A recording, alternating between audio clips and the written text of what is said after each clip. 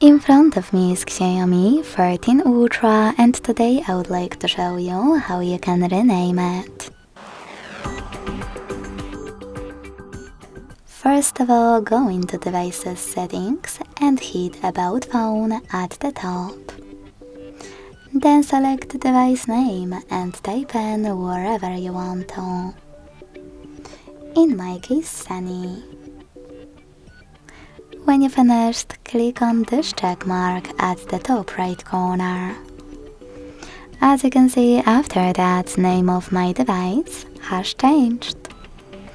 Thanks so much for watching. If you enjoyed this video, don't forget to leave a like, comment and subscribe. Bye!